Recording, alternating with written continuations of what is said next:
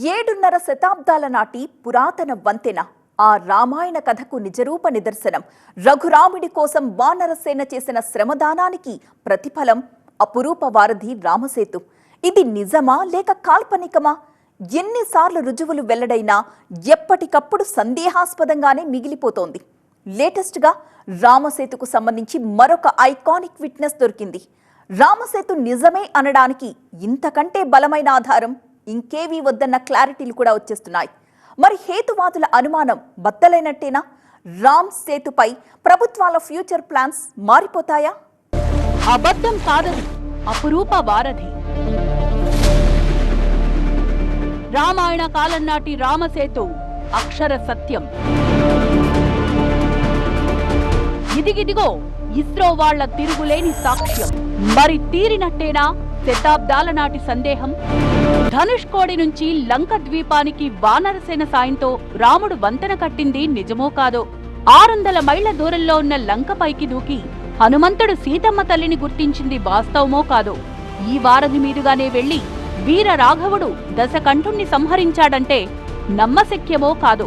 అసలీ పురాణ కథ కటిక నిజమా లేక కాల్పనికమా అనేది అటుంచితే వీటన్నింటికీ ప్రధాన ఆధారమని జనం చెప్పుకుంటోన్న రామ్ సేతు మాత్రం నిజం నిజం నిజం అని నొక్కి వక్కాణిస్తోంది భారతీయ అంతరిక్ష పరిశోధనా సంస్థ ఇస్రో.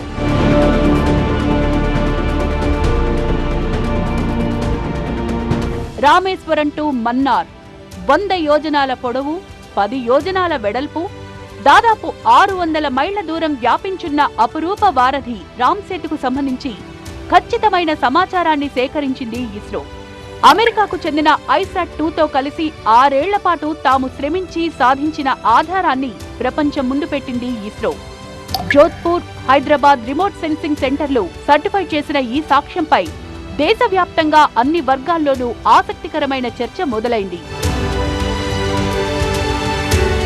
భారతదేశం దక్షిణ సరిహద్దులోని హిందూ మహాసముద్ర జలాల్లో మునిగిన రామ్ సేతు ఇదిగో అంటూ 10 మీటర్ల మ్యాపులో స్పష్టమైన రెజల్యూషన్తో చూపెట్టింది ఇస్రో. వంతెనలోని 8 మీటర్లు సముద్ర తలానికి పైభాగంలో తేలుతున్నట్టు కనిపిస్తోంది. తమిళనాడులోని ధనుష్కోటి నుంచి శ్రీలంకలోని మన్నారు ద్వీపం తలైమన్నారు వరకు వ్యాపించి ఉందని, 99.98% నీటిలోనే మునిగిపోయి ఉందని, మిగిలిన కొద్ది ప్రాంతం మాత్రమే బయటకు కనిపిస్తోందని ఈ మ్యాప్ ద్వారా క్లియర్ కట్ గా తెలుస్తోంది. పెద్ద పెద్ద సున్నపు రాళ్లతో ఈ బ్రిడ్జిని కట్టుండొచ్చంటూ నిర్మాణపరమైన డీటెయిల్స్ ను కూడా అంచనా వేశారు. అంతర్జాతీయంగా ఆడమ్స్ బ్రిడ్జ్ గా పిలుచుకునే రామసేతుకు సంబంధించి 6 ఏళ్ల కిందటే డేటా సేకరణ మొదలుపెట్టింది ఇస్రో. నాసాకు చెందిన ISAT-2 అనే శాటిలైట్ ద్వారా సమగ్ర వివరాల కోసం ప్రయత్నిస్తూ వచ్చింది. అక్టోబర్ 2018 నుంచి 2023 అక్టోబర్ వరకు 6 ఏళ్ల పాటు సేకరించిన ఛాయాచిత్రాల్ని సమీకృతం చేసి ఈ మేరకు నిర్ధారణకొచ్చింది ఇస్రో. నాసా వారి ISAT ఉపగ్రహం గతంలో ప్రపంచ వ్యాప్తంగా అనేక పురాతన సందేహాల్ని ఛేదించినట్టు కూడా ఆనవాళ్లున్నాయి. జియోస్పేషియల్ ఇంటెలిజెన్స్, అంతరిక్షం నుంచి భూమి మీద నిఘా పెట్టడం, ఇదే స్కైసాట్ చేసే డ్యూటీ. యుక్రెయిన్లోని డెస్నా రివర్ బ్రిడ్జిని గతేడాది ఫిబ్రవరిలో టర్కీలో వచ్చిన భూకంప తీవ్రతను తమ చిత్రాల్లో కళ్లకు కట్టినట్టు చూపించింది ISAT ఉపగ్రహం. అంటార్కిటిక్ శీతల మండలంలో పుట్టుకొస్తోన్న కొత్త సరస్సుల్ని కూడా పసిగట్టి స్పష్టమైన వీడియోలతో ప్రపంచం ముందు పెట్టింది నాసా వారి ISAT-2. ఇప్పుడు 6.5 శతాబ్దాల నాటి ఇతిహాస అద్భుతం రామ్ సేతు కూడా ISAT అవుట్పుట్స్ లో ఒకటిగా అంతరిక్ష పరిశోధకుల్ని ఆలోచింపజేస్తోంది. ఇటు ఆధ్యాత్మిక, సామాజిక వర్గాల్లో కూడా కొత్త చర్చకు తావిచ్చింది. రామ్ సేతు అనేది హాట్ అండ్ డిబేటబుల్ సబ్జెక్ట్ గా మారడంతో దీని మీద డీటెయిల్డ్ డాక్యుమెంటరీలు వచ్చాయి. ఫుల్ లెంగ్త్ సినిమాలు కూడా తీశారు. రామ్ సేతు టైటిల్ మీదే వచ్చిన లేటెస్ట్ బాలీవుడ్ మూవీ కూడా రామసేతు రహస్యాన్ని ఛేదించలేకపోయింది. నాస్తికుడైన ఒక ఆర్కియాలజిస్ట్ రామసేతు నిర్మాణం మూలాల గురించి అన్వేషణ చేయడం, ఇది రాముడి కాలంలో జరిగిన నిర్మాణమేనా అనేది తేల్చడమే ఈ సినిమా థీమ్. నిజానికి రామసేతు అనేది ఈ జనరేషన్లోనే కాదు, తరతరాలుగా ముదురుతున్న మహా సందేహం. వివాదాలు ముసురుకొనే కొద్దీ దీని మీద అంతులేని పరిశోధనలు మొదలయ్యాయి. రామసేతు రహస్యాన్ని ఛేదించడం కోసం ఇంటర్నేషనల్ ఎక్స్పర్ట్స్ అంతా భూతద్దాలు పెట్టి వెతికారు. కానీ అమెరికాకు చెందిన సైన్స్ ఛానల్ రామసేతు మానవ నిర్మితమే అంటూ 2017 డిసెంబర్లో చేసిన ప్రకటన ప్రపంచవ్యాప్తంగా రచ్చలేపింది. రామసేతు సహజ సిద్ధంగా ఏర్పడింది కాదు, అక్కడున్నది ఇసుక దిబ్బలే కావచ్చు, దాని మీదుండే రాళ్లు మాత్రం వేరే చోటు నుంచి తీసుకొచ్చినవి అనేది సైన్స్ ఛానల్ ఇచ్చిన వివరణ. ఇసుక 4000 ఏళ్ల నాటిది, రాళ్లు 7000 ఏళ్ల నాటివి. ఈ రెండింటికి ఎలా పొంతన కుదురుతుంది? ఖచ్చితంగా ఇది మానవోత్తములు సాధించిన ఘనకార్యమే అని సర్టిఫై చేశారు పురాతత్వ శాస్త్రవేత్త ఎలన్ లెస్టర్. అప్పట్నుంచి రామసేతుపై మిస్టరీ మరింతగా ముదిరింది. ఈ పరిణామాలన్నీ కూడా సైంటిఫిక్గా చూసినప్పుడు రామాయణం ఎప్పుడు ఏర్పడిందని చెప్పుకుంటున్నారు? 180 మిలియన్ ఇయర్స్ బ్యాక్ జరిగిందని, త్రేతాయుగం అని, ఇట్లా రకరకాలు చెప్పుకుంటా ఉన్నారు. ఎవరు రాశారు అని చెప్పుకున్నది వాల్మీకి రాశాడు అనేది. దానికి తర్వాత చాలా మార్పులు జరిగి అనేక దేశాల్లో కూడా, అంటే ఫిలిప్పీన్స్, మలేషియా ఇట్లాంటి కంట్రీస్లో కూడా ఈ రామాయణం అనేది కనిపిస్తూ ఉంటుంది. అంటే చాలా ఉన్నాయి వెర్షన్స్. ఇక్కడ ఏది తీసుకోవాలి అని అనుకున్నా కూడా, మొదట రాసింది తీసుకున్నా, మొట్టమొదటి వెర్షన్స్ చూసుకున్నా, మనకు ఆధారాలు రచనల ఆధారాలు మాత్రమే మనకి 700 BC నుంచి 300 AD వరకు ఉన్నాయి. రాముడు అసలు ఎగ్జిస్టెన్స్ ఎప్పుడు అంటే దాదాపు 180 మిలియన్ ఇయర్స్ ఎగో అని ఒక లెక్క. అంటే మరి అది కూడా కాదు, త్రేతాయుగం, అది ఇప్పుడు కాదు అని చెప్పినప్పుడు అసలు ఈ భూమి మీద శ్రీలంక అనేది, ఇండియా అనేది అప్పటికి ఏర్పడనే లేదు. రాజకీయంగా కూడా వివాదాస్పదంగా మారింది రామసేతు. 2005లో సేతు సముద్రం షిప్ కెనాల్ ప్రాజెక్టులో భాగంగా 12 మీటర్ల లోతు 300 మీటర్ల వెడల్పున్న కాలువను తవ్వేందుకు అనుమతిచ్చింది అప్పటి యూపీఏ ప్రభుత్వం. మన్నార్ తీరాన్ని లోతుగా తవ్వి జల రవాణాకు అనువుగా మార్చాలన్నది సర్కారు ఉద్దేశం. ఈ విధంగా అరేబియా సముద్రం, బంగాళాఖాతం మధ్య ప్రయాస తగ్గే అవకాశం కూడా ఉంది. కానీ ఈ ప్రాజెక్టు ముందుకు సాగాలంటే రామసేతును బద్దలు కొట్టాల్సి రావడంతో హైందవ సమాజం నుంచి పూర్తి స్థాయిలో వ్యతిరేకత మొదలైంది. సముద్ర పర్యావరణం దెబ్బతింటుందనే మరో వాదన కూడా బలపడ్డంతో ఈ ప్రాజెక్టు మరింత క్లిష్టంగా మారింది. రామసేతు వివాదంపై అటు అనుకూలురు, ఇటు వ్యతిరేకులు జట్లుగా విడిపోయి కోర్టు మెట్లెక్కడం కూడా జరిగింది. రామాయణానికి గాని, రామసేతుకు గాని శాస్త్రీయమైన హేతుబద్ధత లేనే లేదంటూ మద్రాస్ హైకోర్టులో పిటిషన్ దాఖలు చేసింది కాంగ్రెస్ పార్టీ. పురావస్తు శాఖ సైతం దీనికి కోరస్ ఇచ్చింది. నాస్తికత్వం వంటబట్టించుకున్న డీఎంకే పార్టీ అయితే ఒక అడుగు ముందుకేసి రామసేతు ఒక నిలువెత్తు అబద్ధమని వాదించింది. త్రేతాయుగంలో రాముడు ఏ కాలేజీలో సివిల్ ఇంజనీరింగ్ చదివారు అంటూ హేళన చేశారు కరుణానిధి. వివాదం ఇలా ముదిరిపోవడంతో కేంద్ర ప్రభుత్వం కూడా దిగొచ్చి ఇక మీదట రామసేతు జోలికి వెళ్లబోమని సుప్రీంకోర్టుకు తేల్చి చెప్పేసింది.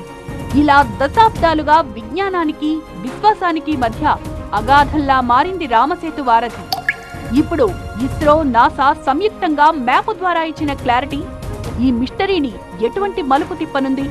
రామసేతుపై ప్రభుత్వాల ఆలోచనలో ఏ విధమైన మార్పులొస్తాయి? రామసేతు ఫ్యూచర్ ఎలా ఉండబోతోంది అనేది కొత్త సస్పెన్స్. సీతాన్వేషణలో ఉన్న శ్రీరామచంద్రుడు లంకను చేరుకోవడానికి వానరసేన సాయంతో సముద్రంలో నిర్మించిన వారధి పేరే రామసేతు. త్రేతాయుగం నాటి మాట ఇది. ఆధునిక యుగంలో $1 మిలియన్ సందేహంగా మారింది.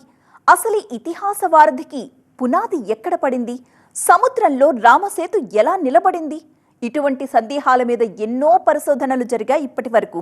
కాలం కరిగిపోతోంది తప్ప రామసేతు రహస్యం మాత్రం ఇంకా రహస్యంగానే ఉండిపోయింది. అందుకే ఈ మర్మాన్ని ఛేదించడానికి TV9 కూడా తన వంతు సాహసం చేసింది. ఇంతవరకు గూగుల్ మ్యాప్లోనే చూసిన వాళ్ళకి రామసేతు క్లియర్ పిక్చర్ని నేరుగా చూపించే ప్రయత్నం చేసింది. రామసేతు సైంటిస్టులకు ఇదొక కేస్ స్టడీ అయితే కావచ్చు, పురావస్తు శాఖ వాళ్లకు ఛాలెంజింగ్ టాస్క్ అయితే కావచ్చు, మరికొందరైతే దీన్నొక ఇంజనీరింగ్ వండర్గా భావించచ్చు. ప్రపంచ హైందవ సమాజానికి మాత్రం రామసేతు ఒక లోతైన మనోభావం, మనసా వాచా ప్రగాఢంగా నమ్మే విశ్వాసం. ప్రభుత్వ అధినేతలే రామసేతు అనేది కృత్రిమం కాదు, నమ్మకం కాదు, నిజమంటూ ప్రమోట్ చేస్తోన్న పరిస్థితి. ధనుష్కోటి బీచ్లోని అరిచల్ మునాయ్ రామసేతు నిర్మాణం స్టార్టింగ్ పాయింట్. దీనొక పవిత్ర స్థలంగా భావిస్తారు. ప్రధాని మోదీ కూడా అక్కడికి వెళ్లి రామాయణ ఇతిహాసం తాలూకు ఆధ్యాత్మిక పరిమళాన్ని ఆస్వాదించారు.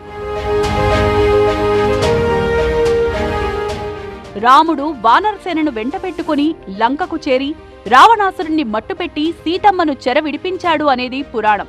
అవతారరీత్యా రాముడు మానవుడే కనుక సముద్రాన్ని దాటలేడు గనుక వానరసేన సాయంతో వారధి నిర్మించాడని, దాని పేరే రామసేతుగా స్థిరపడిపోయిందని వాల్మీకి రామాయణంలో రాసుంది. కాని వానర సైన్యం పెద్ద పెద్ద బండరాళ్లతో వంతెన నిర్మించడం అసాధ్యమన్నది నాస్తికుల వాదన. రామాయణం ఊహాజనితం కాదు, వాస్తవ దృశ్యమని చాటేందుకు అనేక ఆధారాలు ఉన్నాయని, వాటిలో ఆడమ్ బ్రిడ్జిగా ప్రపంచమంతా పిలుస్తోన్న రామసేతు ఒకటి అనేది హిందువుల వాదన. వాస్తవానికి 14వ శతాబ్దం వరకు రామసేతు జాడే లేదు. ప్రకృతి వైపరీత్యాల వల్ల ఈ వారధి బయటపడింది. రామసేతుపై రామేశ్వరం నుంచి మన్నార్ వరకు జనం కాలిబాటలో నడిచి వెళ్లినట్లు కూడా చెప్తారు. రామేశ్వరంలోని ఆలయ రికార్డుల ప్రకారం రామసేతు 1480 వరకు సముద్ర మట్టానికి పైనే ఉండేది. ఆ తర్వాత తుఫాన్ల కారణంగా మళ్లీ ధ్వంసమైంది. ఇంతవరకు రామసేతుకు సంబంధించి బయటకు కనిపించే భాగాలపైనే పరిశోధనలు జరిపారు.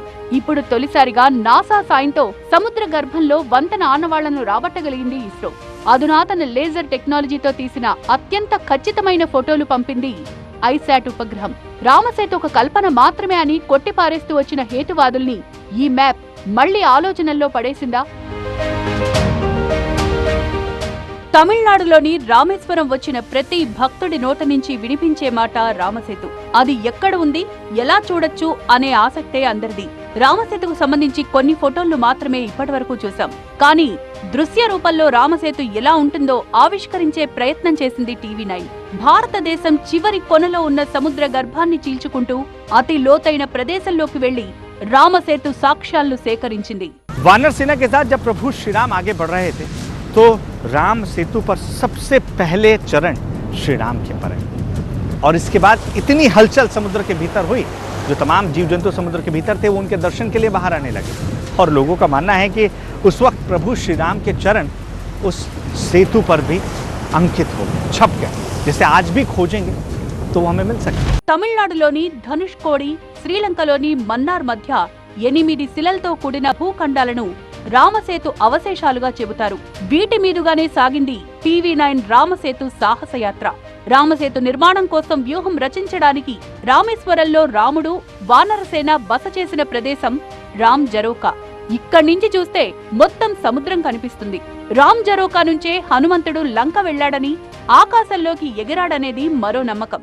राम जी रुके, यानी कि वो जगह जहां प्रभु श्री राम रुके थे उस वक्त जब वो श्रीलंका के लिए निकले हुए थे और इसी जगह पर रुककर उन्होंने न सिर्फ इस बात को लेकर योजना बनाई थी कि आगे किस तरीके से वो जा सकते हैं. रावण से युद्ध के पहले ये योजना काफी महत्वपूर्ण थी और इस हिस्से में खड़े जब आप होते हैं तब आपको चारों तरफ खुला मैदान नजर आ रहा है. आपको पूरा रामेश्वरम इस ऊंचाई से खड़े होने पर नजर आता है. लेकिन उस वक्त दक्षिण दिशा में देखने पर प्रभु श्री राम को श्रीलंका नजर आया और वो स्थान का चयन करने में भी सक्षम हुए जहां से राम सेतु का निर्माण कार्य शुरू होना था और यही वजह है कि इस जगह की काफी महत्ता है. ఈ ప్రదేశం రామేశ్వరం నుంచి దూరంగా ఉన్నప్పటికీ రామసేతు నిర్మాణం సమయంలో నిర్మాణానికి తీసుకొచ్చిన శిలలన్నింటినీ ఇక్కడే పోగు చేశారట. రామసేతు పొడవు 800 కిలోమీటర్లు, వెడల్పు 80 కిలోమీటర్లు. వాల్మీకి రామాయణం ప్రకారం సేతును నిర్మించడానికి 5 రోజులు పట్టిందట. ये जो रेत है वो नया है विज्ञान के अनुसार, मैं अपनी ओर से कुछ नहीं कह रहा. रेत नया है, पत्थर उस पर पुराने हैं, तो आखिर वो पत्थर आए कैसे? समुद्र तो ढो के लाया नहीं उनको, या इन वैज्ञानिकों ने किसी ने ढोया हो, इनके पूर्वजों ने ढोया हो. वो पत्थर मनुष्य ने लाकर वहां लगाए तभी तो आए, नहीं तो पहुंचे कैसे? और फिर रेत में दबे हुए हैं. రామసేతు సమీపంలోకి వెళ్లడానికి ఎవరూ సాహసించరు. అతి కష్టం మీద కొందరు మత్స్యకారుల సాయంతో రామసేతు యాత్రకు సంకల్పించారు టీవీ9 ప్రతినిధి. బోటు మీదెక్కి కొన్ని గంటల ప్రయాణం తర్వాత రామసేతును చేరుకున్నారు. డైవింగ్ సూట్ ధరించి సముద్రంలోకి దూకి రామసేతు శిలలను అన్వేషిస్తూ ప్రమాదమని తెలిసినా ధైర్యంతో ముందుకు సాగి రామసేతు దృశ్యాన్ని కళ్లకు కట్టింది టీవీ9.